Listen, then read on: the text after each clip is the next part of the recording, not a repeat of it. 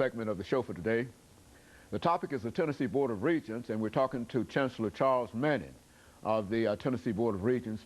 And of course, Chancellor Manning, before we had our first commercial break, we were talking about the state lottery. And we want to give you an opportunity to talk about that, because I think that that is a tremendous opportunity for a large number of people. But we also find that not many people are aware of exactly how it might be able to help them in terms of their education. So if you could give us that information. Well, it's you know, for a university, it's about $3,000 a year, and so it is a significant help. It is, you know, by no means covers all room and board and tuition, but it's a very significant help for people to go to college. Now, it's not for everyone. You know, it's you've got to have a B average beginning next fall, and you've got to have to maintain that average. And I guess you know, one thing I'd emphasize with your audience is you add up 4 or 5 years of education at $3,000 a year, and that's a lot of money. A significant amount of money. So it's terribly important to maintain that B average and not lose this, because once you've lost it, it's gone. And you know, there are a number of strategies that you I ended up in chemistry. Not everybody finds math and science easy. I had a harder time with history. Probably that's why I moved out of history. You know, one strategy is, you know, if you're on the edge, make sure you're taking things that you really like, enjoy, and know. You know, you've got to make sure you maintain 12 hours to have a full-time load as you're doing this. And then another strategy I'd mention is that there is, you know, if you're right on the edge, there's quite a bit more personal attention in a community college, and there is an option. You can transfer back and forth. University, community college don't get as much money, but relative to its cost, you do.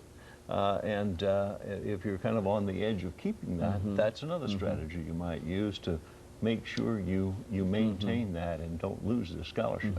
So as you say, it really amounts to a significant amount of money when you add the multiple years to actually get your degree.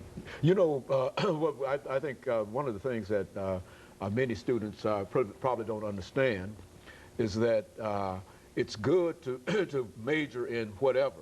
But I think, as you're indicating now, that what you want to try to do is major in anything that can possibly bring you toward that degree, because that's the most important thing. And in many instances, we find that our careers and our desires, as you've indicated in reference to your career, will often change by some other kind of situation. But it is an opportunity, you're saying. It very much is an opportunity, and sort of picking up what you say, you know, even without the scholarship, somebody who really wants to go to college, they can. But they may have to borrow money. Now, sort of the worst situation to have is to have borrowed money going to school and not finish. That is really you need to finish, get that degree. That's what really, you know, it's that sort of final step, even though you've learned stuff all on the way. When it's all packaged together and agreed, that's what gets you in the door of a company, and that's what helps you get a job that pays better. And, you know, all you know, kind of national look at this, your lifetime earnings definitely correlates with the amount of education you have going up with increased education. So it's very important to finish.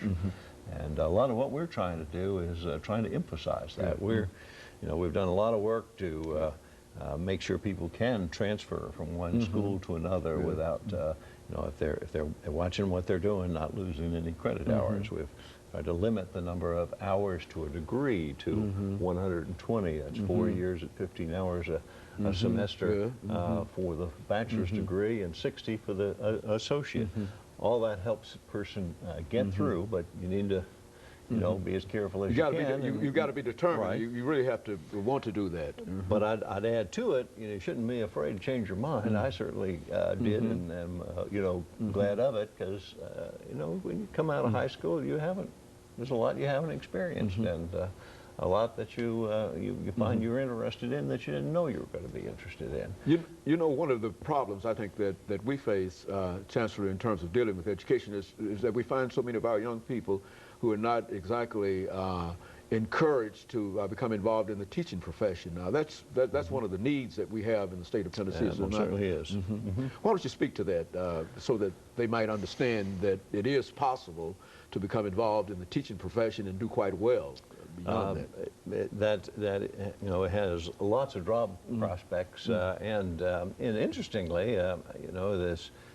You think of all of Tennessee, and it's not uniform. I mean, there are counties with higher incomes, higher education, and all kinds of things, and there are other counties that are really struggling with minimum wage jobs. But the interesting thing about teaching is that you can live virtually anywhere in the state and have a good job teaching. So it for those who have sort of made life decisions, geographic life decisions, and are not in an urban area, it really offers a great prospect for things you can do. And one of the things Board of Regents is doing in this regard, I think helps a lot. Let's take somebody that has finished college, but didn't major in education. Teaching certification. And, yeah, no certification for teaching.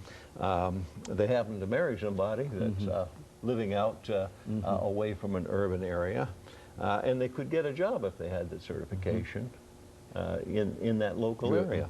Well, we've got an online program that will take somebody with a bachelor's and get them that certification.